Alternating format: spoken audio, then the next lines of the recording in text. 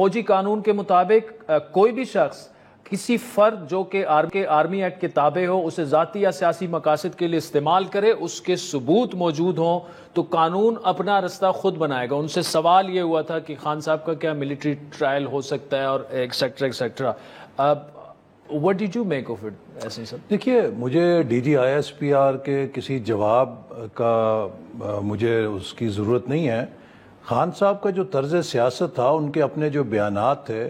وہ تو یوں لگتا تھا کہ باقاعدہ ایک منظم ایجنڈے کے ذریعے فوج کے اندر تقسیم کرنے اور فوج کے اندر بغاوت کے پیغامات کے ساتھ اور کارروائیوں کے ساتھ جڑے ہوئے تھے۔ آپ دیکھیے، انہوں نے کئی دفعہ اپنی تقریروں میں کہا کہ میں فوج کے جو افسران ہیں ان کی فیملیز کو کہتا ہوں کہ باہر نکل آئیں۔ آپ کیا کر رہے ہیں؟ آپ فوج کے اندر ایک تقسیم پیدا کر رہے ہیں۔ انہوں نے کئی دفعہ جو 9 مئی کی طرف جو کارروائی ہوئی اس کے لیے اشارے دیے، لوگوں کو کہا، اور ان کے اپنے ساتھیوں نے کہا کہ ہم نے اس کی پوری منصوبہ بندی کی تھی، اور وزیر اعظم سمیت کئی سینئر لوگ کہہ چکے ہیں کہ 9 مئی کا واقعہ دراصل ایک کو کرنے کی سازش تھی آرمی چیف کے خلاف۔ تو آپ مجھے بتائیے کہ جب اس قسم کی شواہد آپ کے پاس موجود ہوں کہ آپ ہمارا وہی ایک ادارہ کہ جو سلامتی کا ادارہ ہے، جو واحد ایک ڈسپلنڈ ادارہ ہے ملک کے اندر، بیک بون ہے آپ کی سیکیورٹی کی،